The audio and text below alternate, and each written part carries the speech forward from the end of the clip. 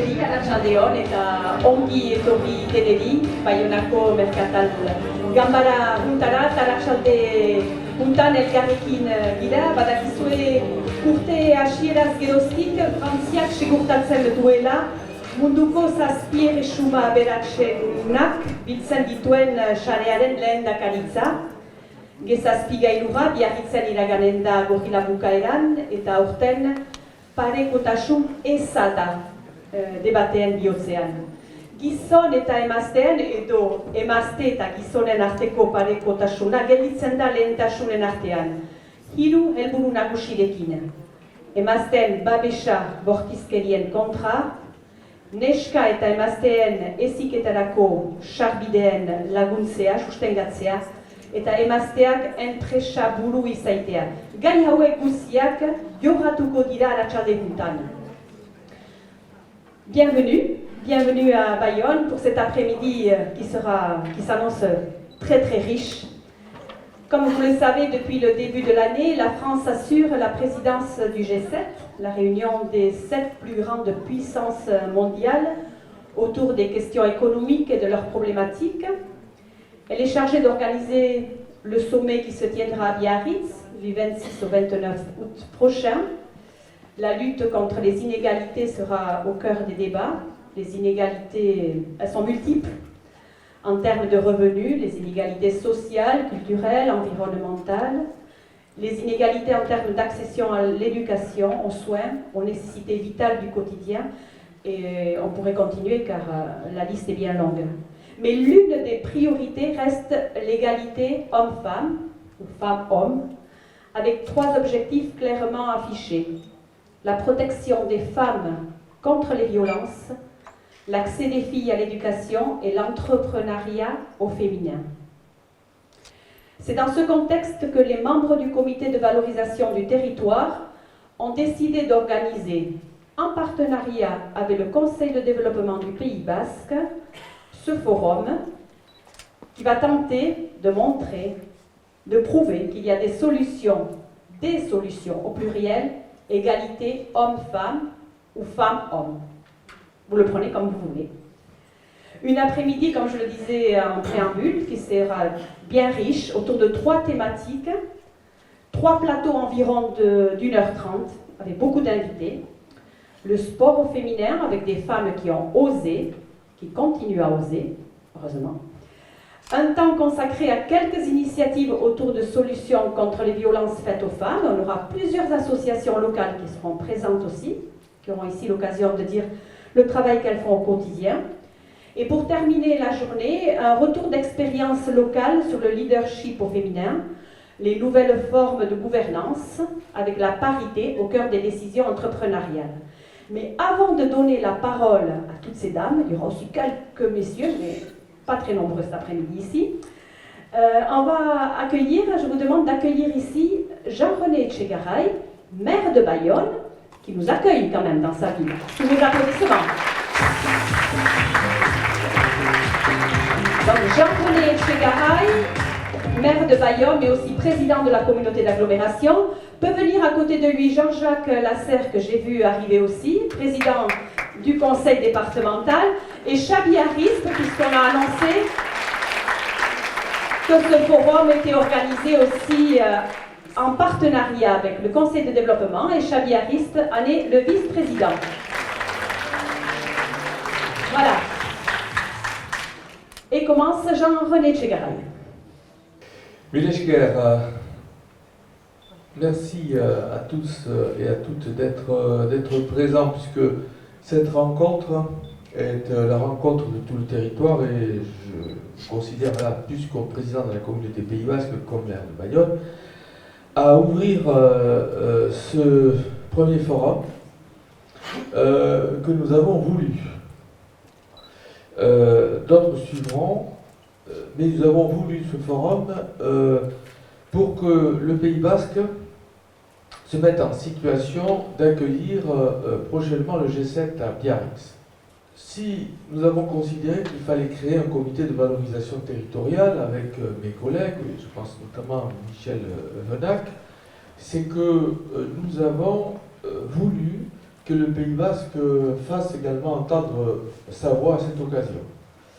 Elle la fasse entendre pour dire ce que sont les atouts du Pays Basque, évidemment, mais aussi pour faire connaître à la population qui ne nous connaîtrait pas encore, eh bien, ce que nous sommes.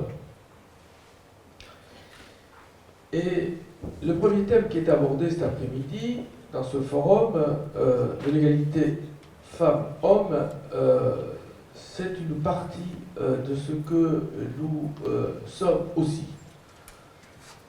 Le Pays Basque, qu'on croirait très patriarcal, est en fait une société matriarcale. Alors, la présentatrice n'est pas d'accord.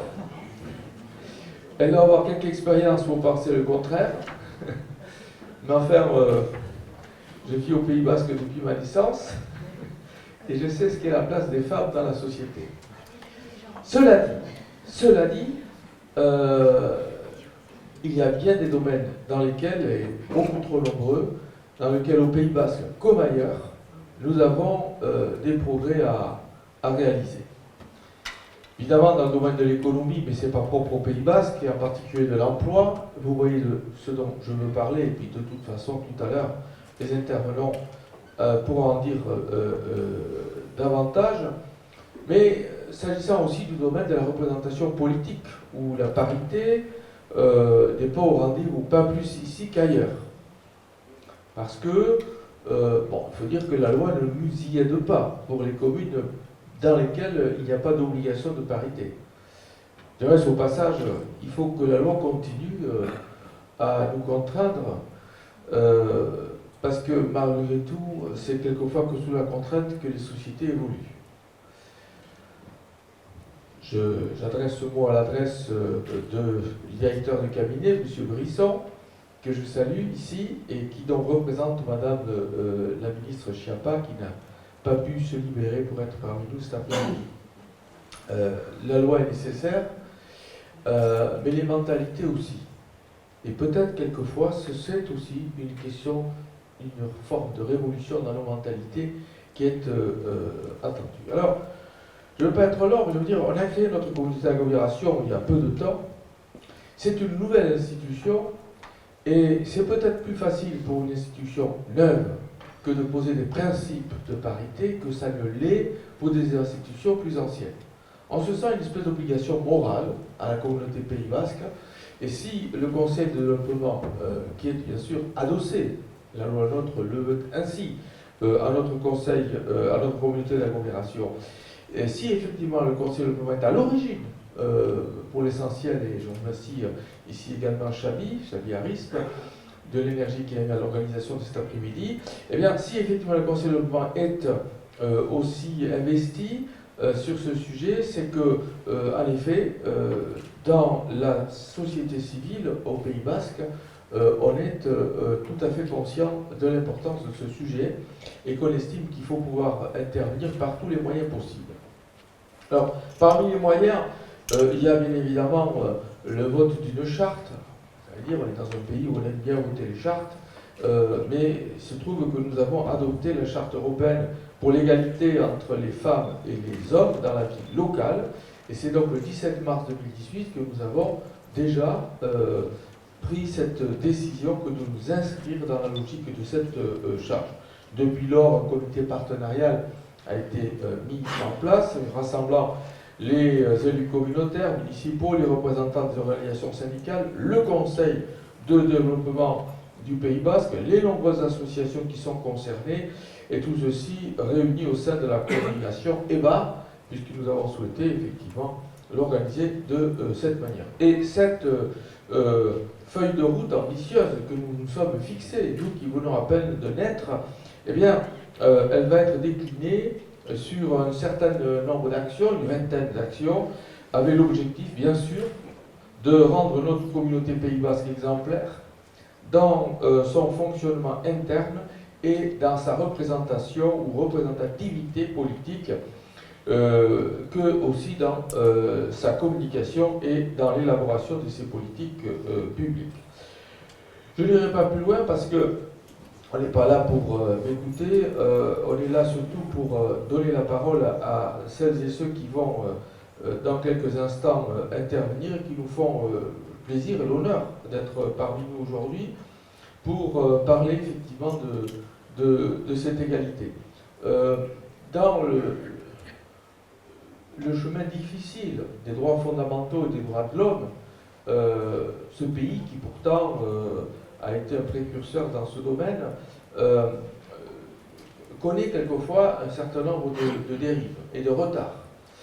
La question de l'égalité femmes-hommes, dans le domaine que je viens d'évoquer il y a quelques instants, passe en effet certainement par des réformes législatives, certainement volontaristes, voire offensives, mais elle passe aussi par une évolution des mentalités. Il ne faut pas attendre toujours que de la loi, elle vienne nous dire ce que nous devons faire. Il y a des choses que nous pouvons faire sans même que la loi nous le dicte. Et c'est ce sur quoi nous sommes mis d'accord à la communauté d'agglomération pour donc mettre en œuvre toutes nos politiques publiques qu'on essaie, tant soit peu, de décliner à l'aune de ce principe de l'égalité femmes-hommes dans la vie publique, notamment. Je vous remercie.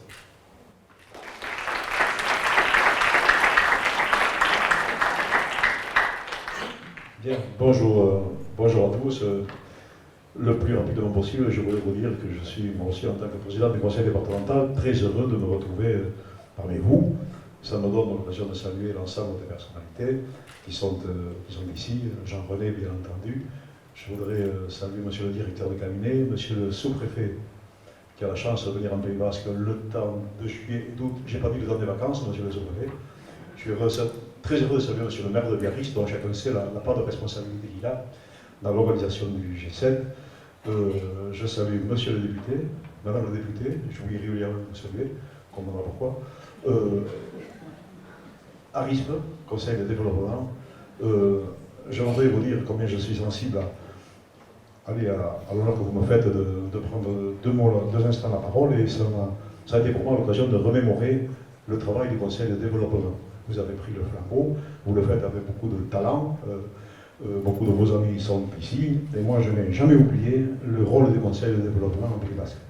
S'il y avait dans ce pays, depuis une vingtaine d'années, s'il y a dans ce pays une structure où en dehors de toutes les pressions politiques, en dehors de tous les partis pris, dans la plus grande des neutralités, on n'a pas peur de regarder les yeux ouverts les problèmes sociétaux, c'est bien le Conseil de développement. Et c'est ainsi que nous avons forgé durant de longues années les politiques à conduire au niveau du Pays Basque. Et moi je souhaite vivement que ce travail, vous continuiez de le faire, parce que c'est un rôle irremplaçable. Moi je sais d'expérience que ce que l'on peut faire, la profondeur de la réflexion sur les sujets les plus compliqués, le sérieux avec lequel on peut l'aborder, se fait plus facilement, d'une façon beaucoup plus libérée, au niveau d'un conseil de développement qu'au niveau des collectivités que nous avons la charge de représenter.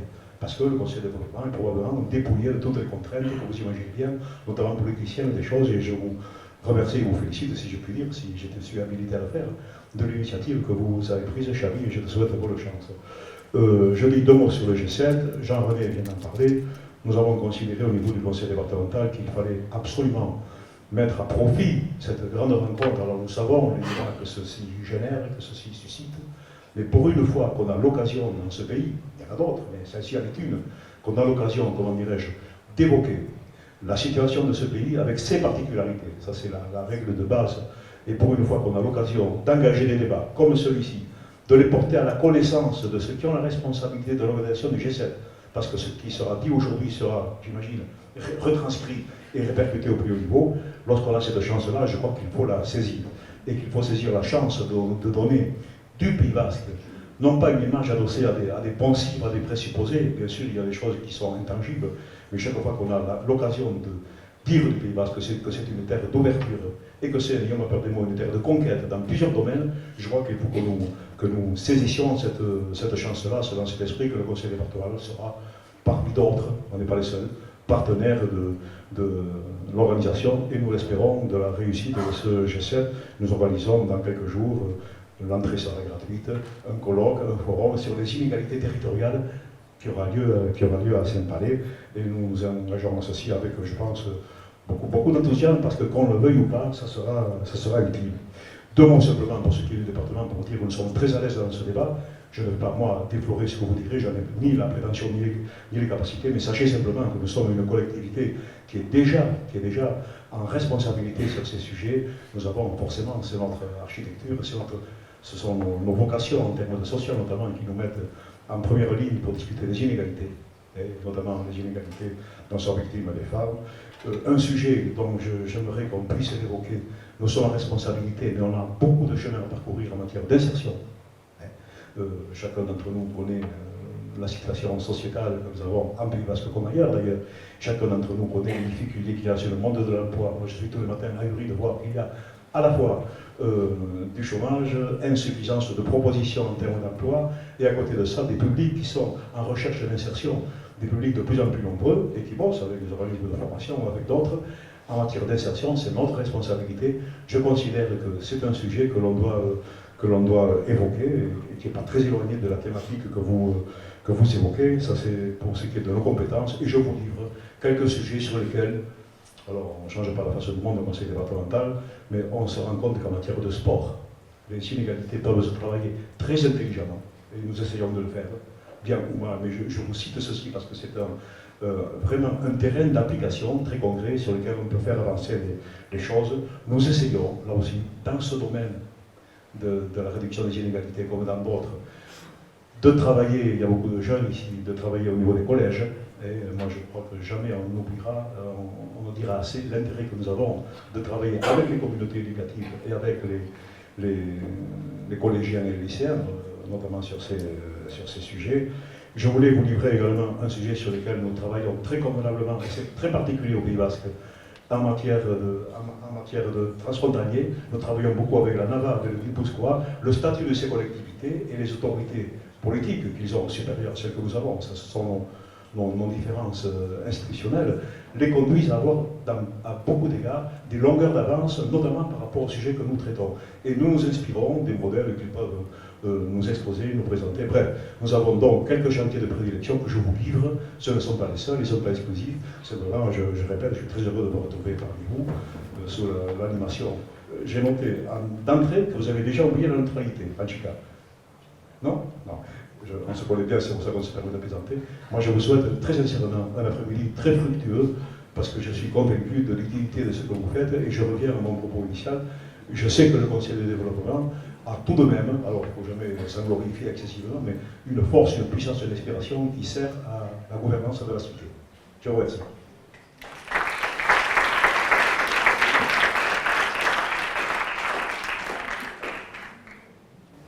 Monsieur le Président, Monsieur le maire de Bayonne et président de la communauté d'agglomération Pays Basque, je vous remercie pour ces mots d'introduction et d'accueil. Je vais être très bref, simplement pour rebondir sur ce que vous venez de dire, l'association Aspegui transfrontalière qui œuvre à Neuchâtel sur ces thématiques-là va intervenir cet après-midi au travers d'une vidéo, enfin ce soir plutôt sur la thématique économique. Et vous avez parlé de la jeunesse, et effectivement nous avons souhaité au comité de valorisation territoriale et au conseil de développement en particulier associer très largement la jeunesse à ce forum, parce que qui mieux qu'eux est concerné, sera concerné à l'avenir par ces enjeux de lutte contre les inégalités entre les femmes et les hommes, sinon les jeunes eux-mêmes. Donc vous aurez le loisir de voir le travail qu'ils ont produit depuis plusieurs mois. Et je tiens, au travers de ces jeunes, mais à l'ensemble des participants ici, à vous remercier toutes et toutes, parce que le Conseil de développement, très modestement, ne fait que finalement mettre en musique un petit peu le travail que vous-même, association, exercez sur le territoire. Donc nous n'avons que peu de mérite, et tout le mérite en revient d'abord à vous tous qui êtes réunis ici dans cette salle. Ça, c'est la première chose que je voulais dire. La deuxième chose, c'était que je voulais remercier aussi tous ceux qui nous ont accompagnés dans l'organisation de cette journée, de ce forum, et notamment ceux qui ont participé au financement aussi de cette organisation. Donc, je voudrais remercier l'État au travers de M. Thomas Brisson, directeur de cabinet de Marlène Schiappa ici présent, et M. le sous-préfet évidemment. Je voudrais remercier M. le maire de Biarritz qui nous a accompagnés également, ainsi que M. Jean-René Tchéraï, président de la communauté d'agglomération Pays Basque, et toutes les chambres consulaires qui nous accueillent d'abord dans ces locaux, donc la CCI Bayonne Pays Basque, et les autres chambres consulaires, et l'ensemble des partenaires du comité de valorisation territoriale. On va laisser maintenant place au forum lui-même. Avant toute chose, je comprends la déception de certains d'entre vous et de nous tous de l'absence aujourd'hui de Madame la secrétaire d'État Marlène Schiappa. Donc je vais inviter Thomas Brisson, son directeur de cabinet, à vous donner un petit mot de sa part, très rapidement, avant de laisser place au forum lui-même. Merci.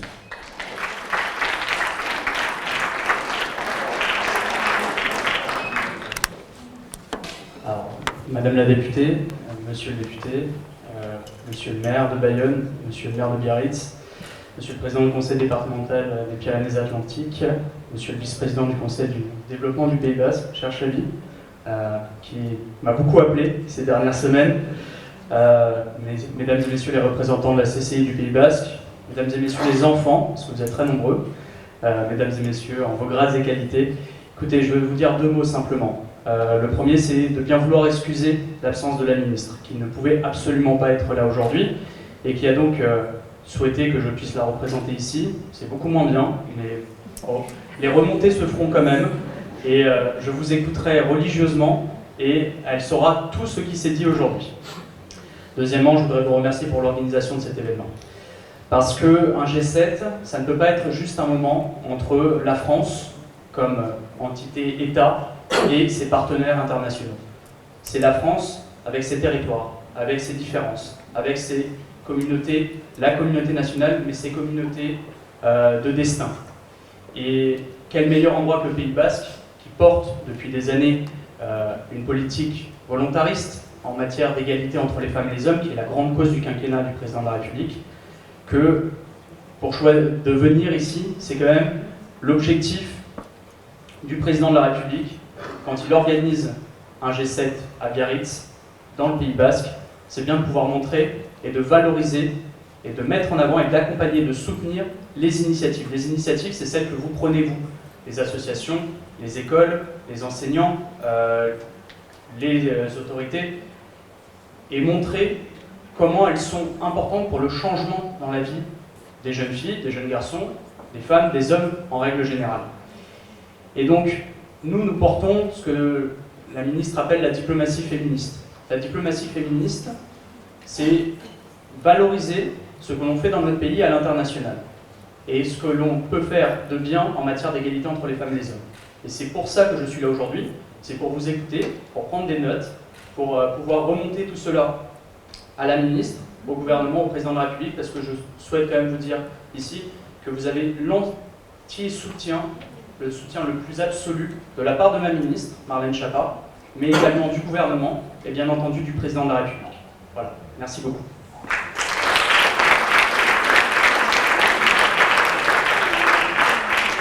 Merci beaucoup pour ces mots introductifs et on va continuer avec la première table ronde, le sport au féminin avec des femmes qui ont osé et qui osent au quotidien. Alors je vais demander de venir ici, me rejoindre à Nadine Léonard qui représente la démarche Basquelle.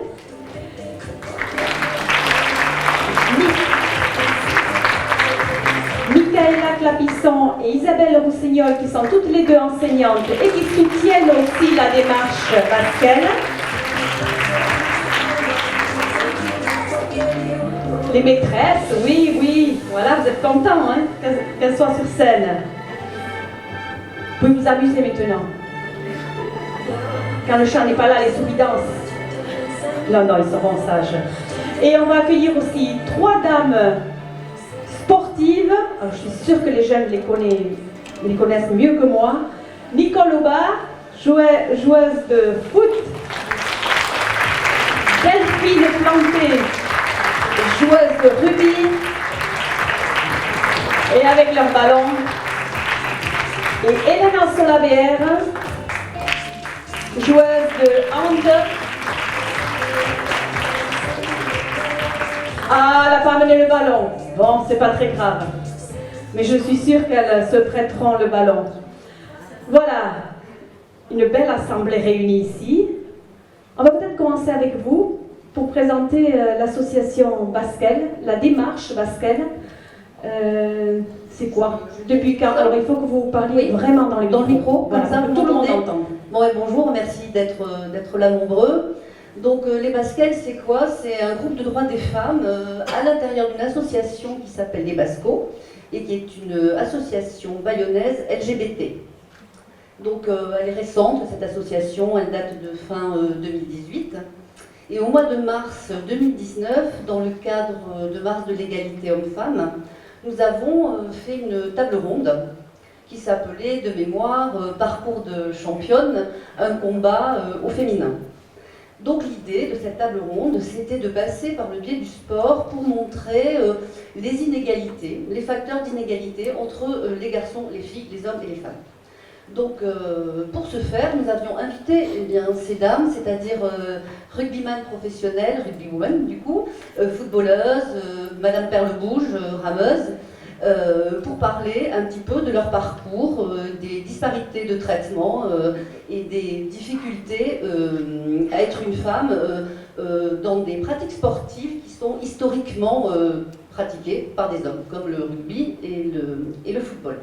D'ailleurs, vous nous avez amené une petette vidéo qui retrace cette table ronde. Exactement. Une vidéo qui a été réalisée par Laetitia Thomasy et que l'on peut regarder avant de continuer à parler de la démarche Basquelle. Et qu'on peut applaudir. Et qu'on peut applaudir.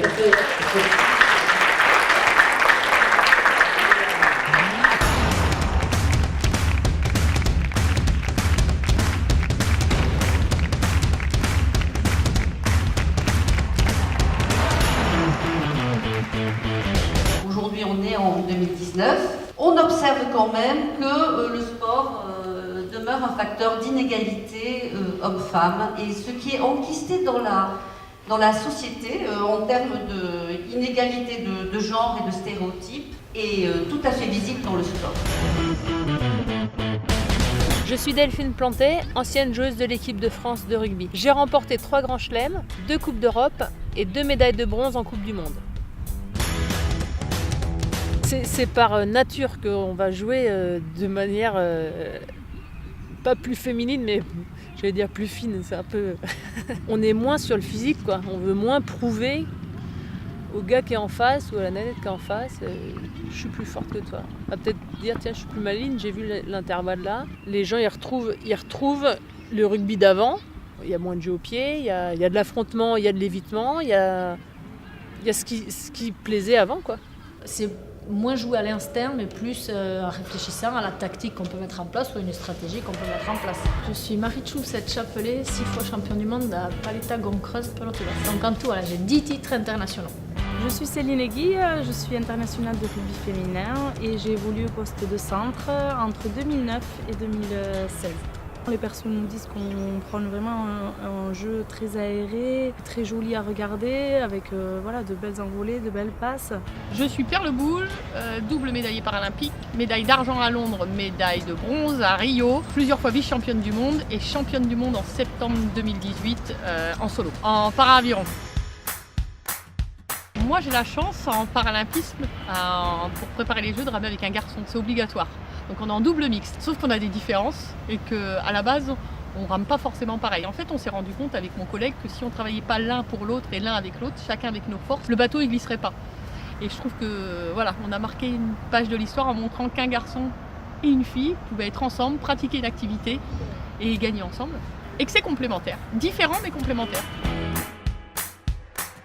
C'est vraiment, on peut dire, du chambrage, mais voilà, moi j'ai 3 enfants. Donc il y a quelques réflexions forcément qui ont pu fuser. Qui c'est qui est en train de préparer à manger ou de baigner les enfants, forcément. Donc c'est pas dit que mon mari aurait eu les mêmes réflexions si c'était lui qui était en train de jouer, c'est sûr. On peut largement garder sa féminité en dehors du terrain et même parfois sur le terrain. Alors je m'appelle Céline Ferrer, je joue au rugby, je joue au poste de 2e ou 3e ligne. En ce moment je suis au tournoi Destination avec le 15 de France féminin. L'anecdote qui nous fait un peu sourire, c'est quand on joue un tournoi contre des hommes, alors ça commence un petit peu on le voit, on l'entend moins, mais c'est vrai, on sent cette frustration des hommes. Si jamais ils perdent contre nous, on sent toujours que pour eux c'est pas forcément évident à encaisser, à digérer. Donc je m'appelle Amaya Etchelekou, j'ai 12 médailles en championnat du monde, coupe du monde, en spécialité pelote basque. Un homme s'imposera davantage que les femmes. Jeanne la Sartès, arbitre de pelote pleine et creuse depuis 10 ans. C'est pour ça que moi j'ai voulu que les femmes arbitrent les femmes. Si on a un problème entre nous, on les règle. Que après, quand tu arbitres des hommes, c'est là il y a l'inégalité là. Là tu lui dis au gars, tiens, t'as fait une faute, ne joue pas au bandit, ne triche pas. Voilà quoi, ça lui plaît pas. Hein. Elles ont un peu peur d'arbitrer, oui c'est ça. Elles craignent un peu des remontrances et des réflexions des autres. Nous on ne peut pas en faire notre propre métier déjà de ce sport. Donc là, déjà, on a un gros écart. Donc forcément, la mentalité est différente, l'approche est différente. L'inégalité, elle est dans le choix des spécialités, en fait. Sur les 12 ou 13 spécialités internationales, il n'y en a que 3 accessibles aux femmes. La pratique sportive pour les femmes est toujours plus compliquée, on est moins médiatisé, même quand on parle de contrat de partenaire. C'est souvent plus facile pour un garçon que pour une fille d'avoir des partenaires. Alors je suis Nicolas Barre, ancienne internationale de football féminin. J'ai créé l'association Liberté aux joueuses. J'ai créé aussi le collectif Égal Sport et j'ai porté la mission nationale des ABC d'égalité au sein de l'éducation nationale. Donc on est là sur l'aspect sociétal, l'aspect humain, où les filles rentraient dans des sports plus connotés masculins.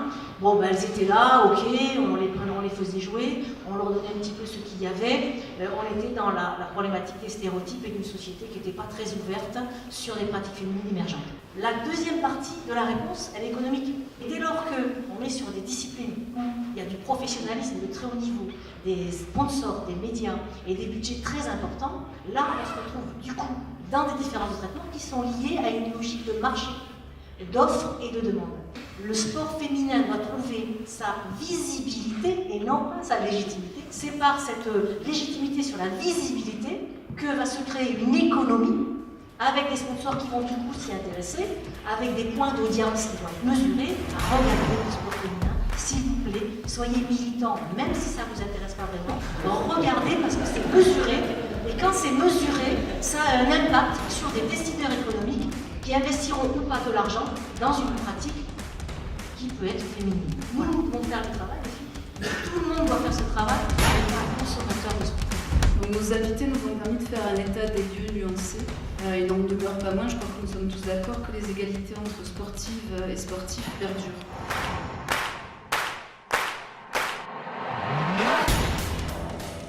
Bravo, vous pouvez applaudir.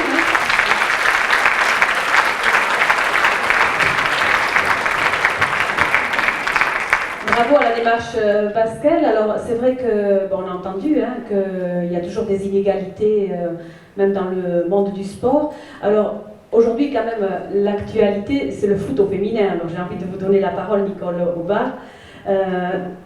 Abar. Voilà, Nicole Abar. À quel âge vous avez commencé à jouer au foot? J'ai commencé à jouer au foot à 10 ans. Et quand vous avez dit, c'était dans une cour de récréation que vous avez décidé? C'est en regardant la télévision? C'est comment? Non, c'est parce qu'en fait, on m'a demandé de rendre service à des garçons qui ne pouvaient pas jouer. Et on m'a pris pour un garçon et on m'a dit, viens, tu vas jouer. J'ai eu beau prétendre que je ne savais pas jouer, que j'étais une fille. À ce moment-là, pourtant je vais avoir 60 ans, vous voyez, ça remonte. Mais on m'a dit, mais c'est pas grave, tu vas jouer parce qu'il faut faire jouer tous ces garçons. Voilà, alors, j'ai joué, j'ai été polie, j'ai joué, mais j'ai pas choisi le football en fait. C'est le football qui m'a choisi et ça a changé ma vie. C'est super, vous avez joué avec des garçons. Et alors, ça s'est passé comment? Quel souvenir vous avez? Est-ce qu'il y a eu des regards, des remarques ou pas du tout? Alors à mon époque, déjà, c'était pas normal de jouer du jouer au foot pour une fille, donc on m'appelait Nicolas. Voilà, parce que du coup, tous mes adversaires ne savaient pas que j'étais une fille. Pour les garçons qui m'ont accueilli au début, bon, ils étaient bien contents parce qu'ils ont joué du coup à un championnat, ce qui n'était pas le cas avant. Et après, quand ils ont vu comment j'étais douée, finalement, parce que moi-même je ne savais pas, vous voyez, des fois on se surprend. Il faut savoir aller là où on a peur d'aller, où on pense qu'on n'est pas légitime. Je suis devenue tellement douée que je marquais tous les buts, et alors là, j'ai eu aucun problème, j'étais choisie en premier. Ce qui m'amène à dire souvent que les garçons et les hommes, si on les aide à gagner, il n'y a pas de problème de sexisme, me semble. Et peut-être pas que dans le sport, ça, mais bon, ça, on a toute l'après-midi pour le dire et le redire, voilà. Et après, votre vie professionnelle? Alors, on me présente souvent comme une joueuse professionnelle. Alors, je dis non, je n'ai jamais pu être professionnelle, ça n'existait pas dans mon temps. C'est pour ça que je vous pose la question. Il y a une sorte de professionnalisme, mais ce n'est pas une vie professionnelle de football, donc elles ont des contrats. Moi, c'est mon rêve en fait. Il y a quelqu'un qui a dit qu'il faut vivre ses rêves, je ne sais pas, c'est une grande marque comme ça. Moi, j'aurais aimé être une professionnelle, me lever le matin, prendre mon sac, aller à l'entraînement tous les jours, et être comme j'étais dans les tribunes vendredi dernier, j'ai presque pleuré parce que moi j'aurais aimé être sur la pelouse quoi, et vivre ce qu'elles ont vécu. Partager avec 45 000 spectateurs, voilà, j'ai des frissons, ça y est, et 10 millions de téléspectateurs, voilà, j'aurais aimé vivre ça quoi. Mais moi je suis une invisible, voilà, personne ne me connaît, parce qu'à mon époque, le football féminin ça passait nulle part, ça n'intéressait personne, voire c'était une anomalie. Nous étions des garçons manqués, et moi je dis une fille réussie.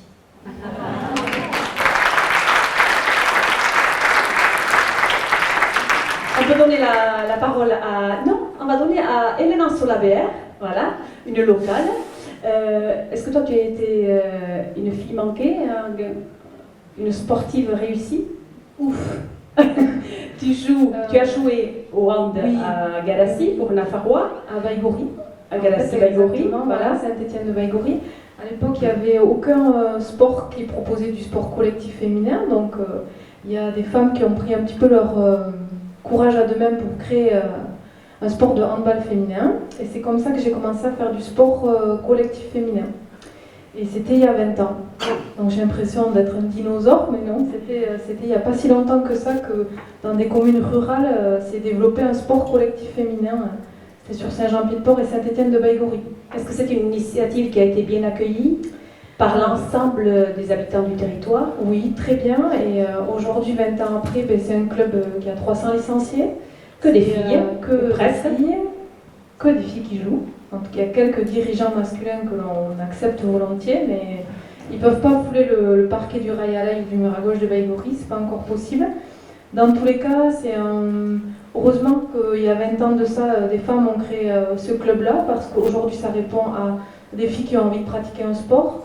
C'est des femmes qui prennent des responsabilités dans cette association. Aujourd'hui, 20 ans après, les inégalités elles perdurent, on n'a toujours pas d'infrastructure adaptée, on n'a pas de salle de hand, malgré le fait que l'on soit le premier club féminin de handball de la Nouvelle-Aquitaine. Mais ça vient, et puis on le redit plus fort, parce que comme Jean-René Chegaray est là encore, communauté d'agglomération, on en profite.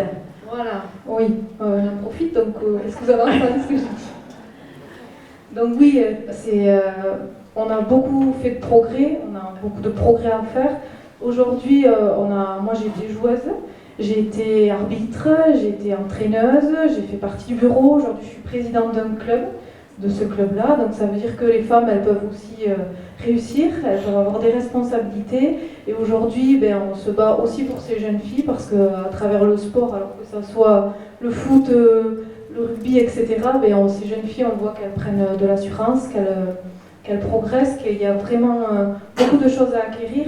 Et que le sport, ça reste un support quand même très intéressant pour permettre aux jeunes filles d'évoluer et de voir qu'elles peuvent avoir la place d'évoluer, qu'elles peuvent oser et qu'elles peuvent prendre des responsabilités. Aujourd'hui, des filles de Nafarroa, elles arbitrent des gars, etc. Et il y a de l'autorité, elles se découvrent du potentiel grâce à ce sport aussi. 300 joueuses, des enfants, des jeunes filles, des adolescentes. Est-ce que vous avez l'occasion de discuter de ces thématiques, égalité, hommes-femmes, de parler des problématiques, des violences? Oui, on peut en discuter, surtout avec les parents de ces joueuses-là.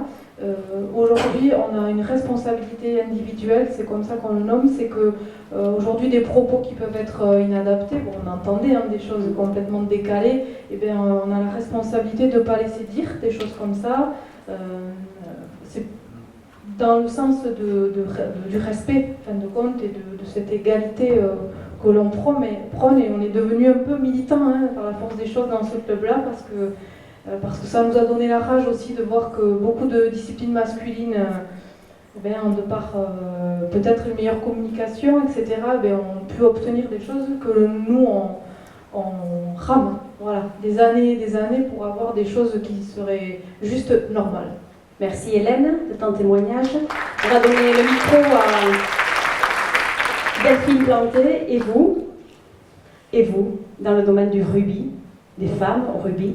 Oui, bonjour. Alors effectivement, dans le rugby, moi j'ai commencé à jouer il y a 20 ans, donc c'était pas quelque chose de très courant. Maintenant, c'est beaucoup plus commun. Moi j'ai commencé à la fac des sports, donc relativement tard, j'avais 19 ans. Je connaissais pas du tout le milieu, donc ça m'a posé aucun problème à moi, personnellement, de faire du rugby. Mais effectivement, je voyais bien dans le regard des gens ou des personnes quand on me demandait ce que je faisais comme sport. Ah bon, tu fais du rugby, mais c'est violent, mais c'est pas pour les filles. J'avais encore beaucoup, enfin j'ai eu beaucoup de réflexions de ce style-là. Et encore aujourd'hui? Alors plus du tout maintenant. Je suis en contact avec des joueuses internationales qui sont actuellement, ou même quand j'en parle avec des jeunes collégiens ou lycéens, qui pour eux c'est normal en fait. Une fille qui joue au rugby, c'est normal. Je pense que le problème c'est les enfants un peu plus jeunes qui pour eux, dans la cour de récré, c'est les garçons qui jouent au foot. Les ados, ça s'est passé déjà. C'est dans les mœurs que les filles peuvent jouer au foot, au rugby. Mais c'est vraiment le problème, je pense que c'est vraiment sur les plus jeunes. Alors vous disiez que les choses avaient quand même évolué, les changements de regard ont évolué. Ce que je trouve qui a évolué aussi localement, c'est peut-être la présence dans les médias. En tout cas, même ici, au niveau du Pays Basque, on parle beaucoup plus de rugby au féminin. Et je trouve ça bien quand même.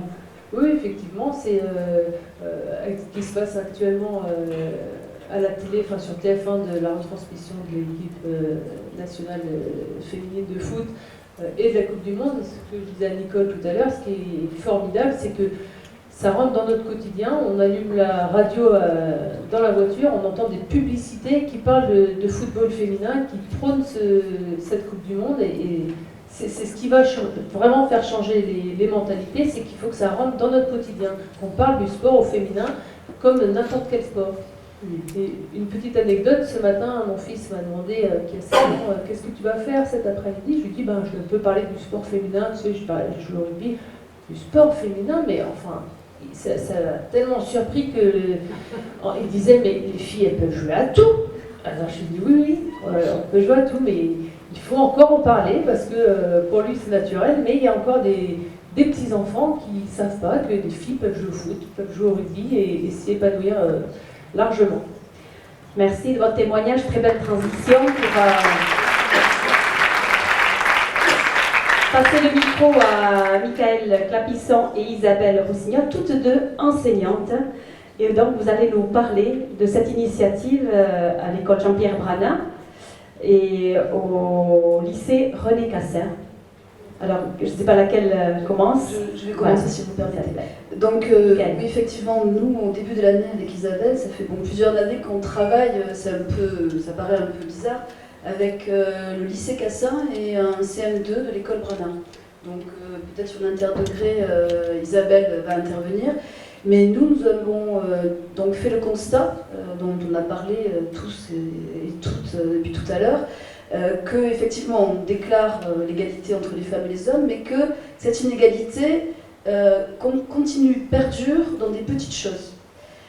Notamment, on constate régulièrement que dans nos classes, que ce soit d'élémentaire, de collège, de lycée, les filles sont toujours très discrètes. Elles prennent très très peu la parole. Et on continue de le voir longtemps après, puisqu'on a vu que dans les personnalités politiques, on en a la preuve là, il y a très peu de femmes. Parce que cette parole, depuis longtemps, elle est accaparée et les petites filles ne prennent pas la parole. Pour des questions d'éducation, mais moi je ne suis pas sociologue ni autre chose, je suis juste enseignante. Et je me dis, qu'est-ce qu'on peut faire pour que les petites filles puissent réellement s'emparer de cette égalité que l'on déclare, qui est déclarée dans la loi, mais qui n'est pas effective. Donc il y a cette histoire de la parole, de la prise de parole, oser. Les petites filles, les femmes doivent oser, mais également sur les espaces des établissements scolaires. Et je me tourne encore vers le maire de Bayonne, par rapport aux cours de récréation. Un exemple. Les cours de récréation, un peu partout, on a un espace central, le terrain de foot, qui est occupé, et ils le savent, parce qu'on en a beaucoup parlé avec les élèves de CM2, qui est beaucoup occupé par les CM2, les garçons de CM2. Les filles sont parfois invitées, mais elles font un peu l'essuie-glace, c'est-à-dire qu'elles courent après le ballon sans qu'on leur passe jamais le ballon. Jamais. Voilà. Qu'est-ce qu'on peut faire là-dessus, sur ces espaces? Et les petites filles, elles sont en périphérie. Les petits garçons, espace central, les petites filles en périphérie. Voilà. On peut inverser les choses. Oui, alors c'est ce qu'on qu'on n'est pas d'accord pour mettre les filles au milieu. On en a parlé, mais bon. Ils sont d'accord, mais il y a toujours quelque chose ça serait faut oser. Voilà, il faut qu'elles osent. Donc, à partir de ce constat-là, effectivement, on fait un travail sur la cour de récréation. Mais aussi, on fait un travail aussi sur cette parole, les filles, comment on peut oser.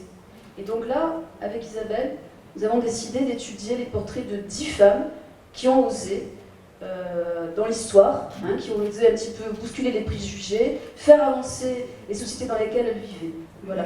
Et là, on peut peut-être regarder le petit film réalisé par les élèves. Vous vouliez en dire un petit mot avant. Isabelle voulait décrire un petit peu le projet. Allez-y, Isabelle. Bon, bonjour. Je vais donc vous présenter le projet donc, des femmes qui ont osé, puisque nous avons donc écrit des textes. Donc, moi, je suis enseignante en français et en théâtre au lycée René Cassin à Bayonne. Et en effet, je travaille avec Michaela depuis l'année dernière. Alors, ce projet s'inscrit déjà dans une thématique plus vaste, qui est le projet diversité, puisque la configuration de Bayonne veut que notre lycée soit dans le quartier sud de la ville, et l'école Jean-Pierre Brana est dans les quartiers nord, donc dans la cité Brouwer. Et il était intéressant de rapprocher deux espaces, en premier lieu, avec nos élèves, qui pouvaient réunir des enfants de différentes origines, de cultures différentes. Et donc, ce projet, il va déjà dans cette thématique-là, puisque en fait, les élèves de seconde, vous devez vous demander comment on peut faire écrire des enfants de 15-16 ans avec des petits. Ce projet, en fait, a été basé sur des rencontres. Il y a eu 4 rencontres. Nous nous sommes réunis. Nous avons été, les élèves de CM2 sont d'abord venus nous voir. Nous avons fait 2 rencontres préliminaires dans lesquelles il était question de souder le groupe, de faire des groupes autour des thématiques dont Michaela vient de vous parler. On a travaillé donc sur 10 femmes. On est parti du sport, mais aussi de l'art. On a parlé par exemple d'Eddie Lamar, la grande actrice hollywoodienne des années 30 qui a inventé le Wi-Fi. Par exemple, on a aussi parlé d'Olympe de Gouges. On est parti donc sur Nicolas Barre. Nous avons aussi travaillé sur Lucie Aubrac. Donc nous avons comme ça touché différents champs, différents domaines. Et les élèves ont réalisé donc pour l'école primaire des fiches thématiques et pour ma part des cartes de personnages à partir desquelles voilà, nous avons fait un jeu. On a construit un jeu de société au lycée. Les élèves ont joué par équipe. Il y avait l'équipe Nicolas Barre, l'équipe Olympe de Gouges. Voilà, l'équipe, c'était très très drôle, l'équipe Simone Veil, j'oublie Simone Veil quand même, grande femme que les élèves ont énormément choisie. Voilà, on a eu 2 groupes Simone Veil. Et donc, nous avons fait un jeu quiz. Les petits de CM2 sont restés manger au CEF, donc pour eux c'était un moment important, ils ont pu discuter avec les plus grands, et le groupe s'est soudé. Deuxième rencontre, donc nous sommes partis, nous, avec les 35 élèves de seconde, avec mes 35 élèves à l'école Jean-Pierre Brana.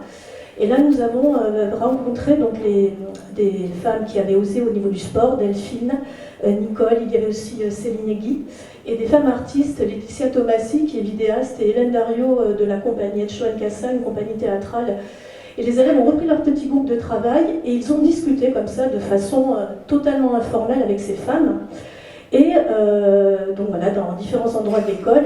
Et à la fin de la journée, on leur a demandé par groupe de noter sur un grand format A3 les mots qui restaient de ces 2 premières journées et surtout de ces rencontres, des mots-clés, des mots fondés sur leur ressenti personnel. Donc on a récupéré ces feuilles, toutes les 2, en dehors de notre temps de cours, on s'est revus. Et à partir des mots laissés par les enfants et les adolescents, on a décidé d'une 3e rencontre et on s'est demandé ce qu'on pouvait faire pour fédérer justement cette réflexion chez les plus jeunes autour de l'égalité filles-garçons. Et là, on est parti sur un projet d'écriture. On a dit, tiens, on va les faire écrire, on va les mettre ensemble. On les a mis au lycée, une matinée. On a pris 4 heures. Il y a eu des pauses, bien sûr. Ils se sont retrouvés par groupe, toujours pareil, les petits groupes Nicolas Barre, ou Lac de Gouges. On leur a donné une contrainte d'écriture. Vous allez voir le résultat. Certains élèves vont vous lire des textes, soit un slam, soit un rap, soit l'histoire du collier. On a raconté l'histoire du collier de perles d'Eddie Lamar. On a raconté aussi des carnets de voyage, on a pris Alexandra David-Nil. Et donc les enfants ont écrit avec les adolescents, on les a laissés, on les a guidés. Et les élèves ont lu, chaque groupe a lu aux autres les textes, comme ça de façon totalement informelle, à la fin de la matinée. Et là on a rebondi sur la dernière rencontre qui avait lieu à l'école. Nous sommes revenus à l'école Jean-Pierre Brana, et toujours en lien avec le projet diversité, on a visité un petit peu le quartier de la cité Brouwer avec mes élèves qui, pour certains, n'étaient jamais venus. On a été guidés par les enfants de l'école Brana qui nous ont amenés dans les lieux très importants qui font vivre ce quartier qui a totalement changé, qui s'appelait autrefois la ZUP. On a visité l'Art Hotel Café, on est allé aussi faire des parties de jeux de ballon entre grands et petits. Et on a répété à l'école la lecture expressive des textes pour les dire. Tous ces beaux textes qui ont été écrits, on voulait qu'il y ait du sentiment derrière et que les enfants s'engagent dans ce qu'ils avaient écrit au niveau de la diction et de la transmission des textes. Donc on a travaillé une demi-journée, une matinée, et l'après-midi on a lu ensemble au Collège Camus tous les textes dont vous allez en entendre certains. Voilà le déroulement de notre projet. Et il est retracé par un petit film, qui est retracé par un petit film qui mêle les voix des secondes 6 donc du lycée Cassin, le CM2, et qu'a monté ma collègue ici présente. Et nous, nous allons faire un livre virtuel, on appelle ça un calaméo. Donc je vais le faire la semaine prochaine avec la documentaliste et on le donnera à la mairie de Bayonne, à toutes les instances qui sont intéressées. On les mettra sur le site du lycée. Nous allons faire une compilation de tous ces textes et des photos du projet. Alors on regarde le petit film qui retrace toute l'histoire que vous avez racontée et puis on écoutera des élèves qui viendront faire une lecture de texte.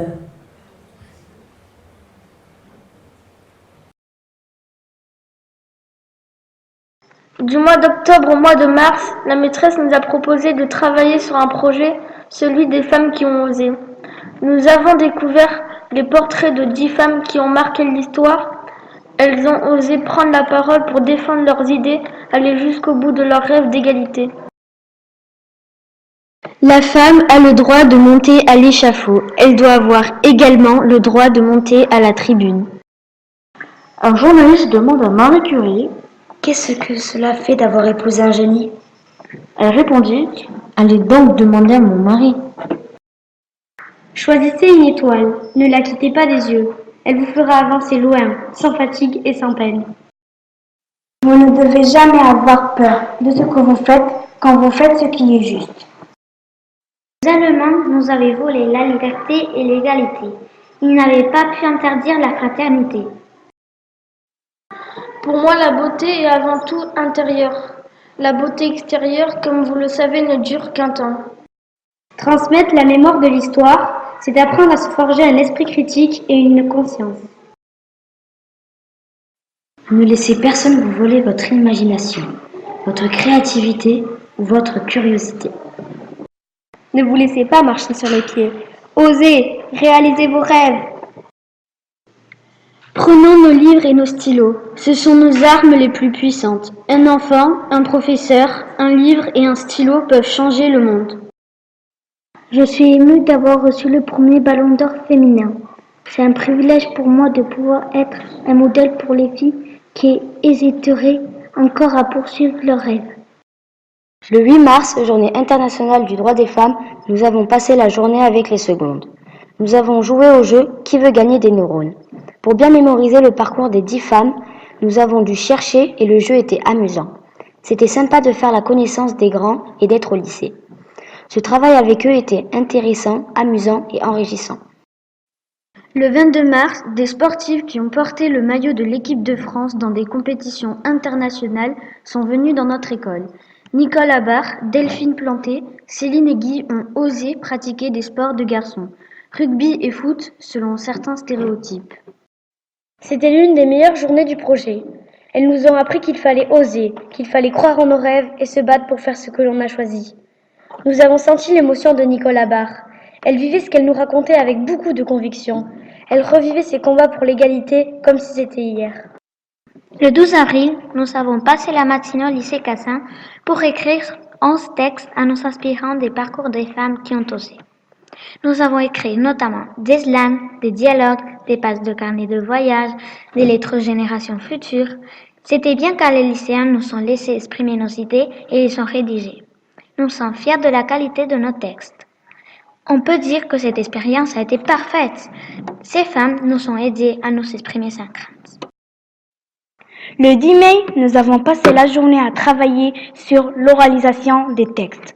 Nous avons cherché la meilleure manière de dire nos textes, fait plusieurs essais en trouvant les mots sur lesquels il fallait s'appuyer. Nous avons appris à nous faire confiance pour dire les choses. Nous avons pris conscience des inégalités et des combats qu'il reste à mener. Et surtout, nous avons appris à oser. Vous influencez dans votre vie. Ne vous préoccupez pas de cette forme de discrimination. Un peu plus d'égalité. Je ferme les yeux sur cette race. Elle dit qu'elle sent l'inégalité. C'est qu'elle veut que le racisme s'en aille. Monter à l'échafaud, elle doit avoir également celui de monter à la tribune. Simone Veil s'endort et commence à rêver. Soudain, aux lèvres de gauche arrive dans son rêve. Elle s'entre devant l'Assemblée nationale à Paris. On peut peut-être applaudir tous ces jeunes.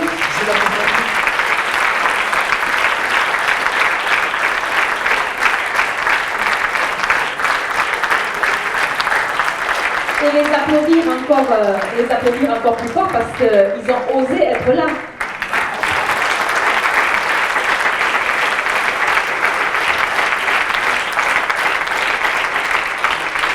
Alors, est-ce que vous voulez venir nous retrouver? Hop! Voilà donc les secondes 6 et les CM2.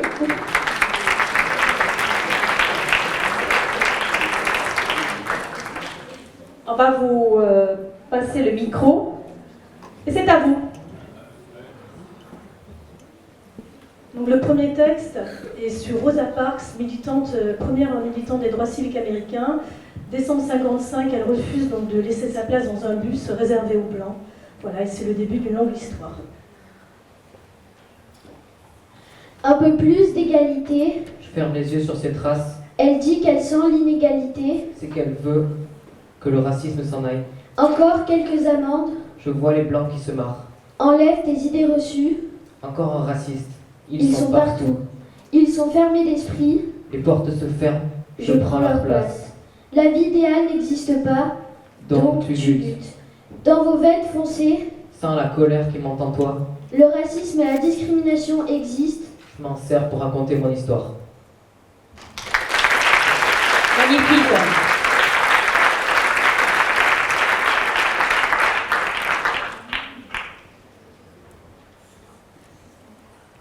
Oui.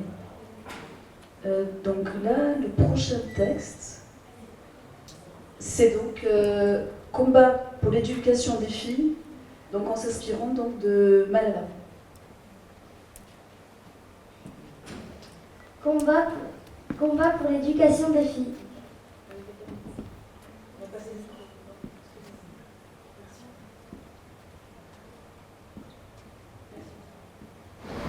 Combat pour l'éducation des filles. Bonjour, je m'appelle Malala.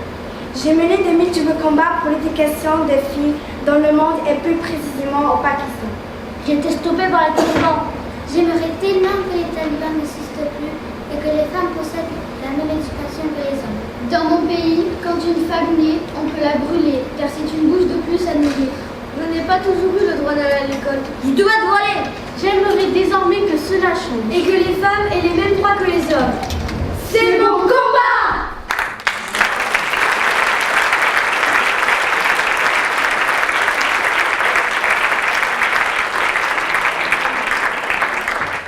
Bravo les jeunes encore.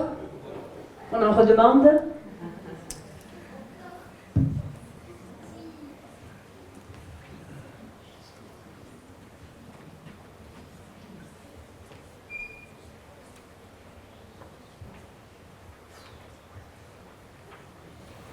Le slave de Lucie Aubrac.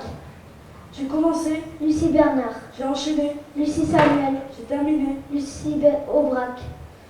À la base, enseignant. À la fin, résistant. Dans la résistance, j'ai lutté pour mon pays. Tu sais rester. Et ton ennemi, c'est mon ennemi. Mais bref, à la vie, on est collés. J'avais rêvé mieux pour toi. Mais j'ai pas eu le temps.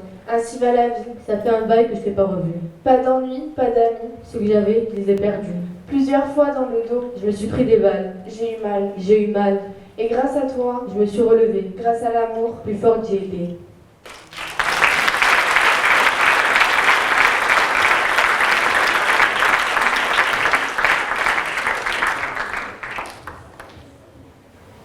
Et donc, là, il n'y a pas de micro parce qu'ils sont trop nombreux. Donc, le dernier texte, donc sur les 11 textes qui ont été écrits par les élèves de CM2 et de seconde, c'est Lettre aux générations futures, librement inspirée de la pensée et des rencontres avec Nicolas Barre. Lettre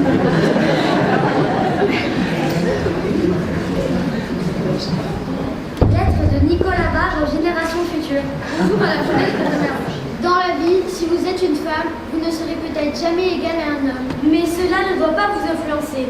Ne vous préoccupez pas de cette forme de discrimination. Ne vous laissez pas faire. Mais aussi, à cause de vos origines, vous serez peut-être victime de quelques remarques de racisme, mais cela ne doit rien changer de votre vie. Battez-vous! Peu importe votre choix et vos décisions, soyez-en fiers. Si c'est votre passion, réalisez-la. Ne vous occupez pas des remarques autour de vous, juste vivez, profitez et... Osez!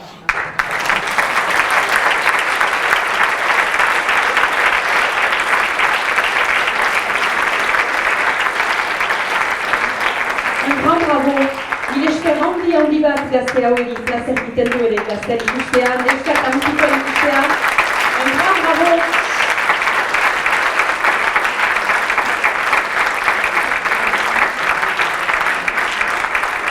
Un grand bravo à ces jeunes et je pense que demain, on peut rêver d'une société meilleure. Je pense. Merci à vous d'avoir participé à cette première table ronde. Vous voulez rajouter quelque chose? Prenez le micro, parce que nous avons une petite surprise. Voilà, nous avions un petit cadeau à faire. Voilà. Oui, les élèves vont arriver. Alors j'ai souvent, de mon côté, alerté sur les chaussures, les pieds. Ce qui fait sens, c'est ce qui donne les ailes à la liberté. Et être bien chaussé, c'est pouvoir partir à la conquête du monde. La conquête du monde que commence le bébé et qu'on finit par contraindre avec des chaussures mal adaptées. Et je regarde tout le temps les chaussures que portent les personnes. Les hommes sont souvent bien chaussés. La plupart du temps très bien chaussés. Les femmes moins et les petites filles encore moins. Donc voilà, symboliquement parlant, on voulait offrir à monsieur le directeur de cabinet Qui le remettent en main pour les remettre à madame Chiappa, une paire de baskets sur lesquelles est inscrit le mot oser et un pied pour une fille, un pied pour un garçon, parce que ce à quoi nous croyons c'est à la mixité et que la société qui doit changer tant pour les filles que pour les garçons. Voilà, merci. Merci beaucoup madame, merci beaucoup les enfants, parce que vous avez été exceptionnels. Il y a 3 paires en fait, parce qu'on se dit peut-être que madame Chiappa a des enfants, et voilà, donc elle a des petites filles, voilà, donc voilà, mais voilà, donc il y a 3 paires de chaussures. Nous sommes convaincus que madame Chiappa sait à quel point le sport c'est important, et je suis sûre que ces petites filles font du sport et qu'elles ont la tenue adaptée. Voilà, merci beaucoup. Dommage que les 3 paires partent à Paris. Il y en aura d'autres qui pourront être faites. Elles ont été customisées par les Basquelles. Donc bravo à tout le monde. Merci encore aux jeunes. Je trouve que c'était vraiment super. Ah, allez, hop. Osez. Osez.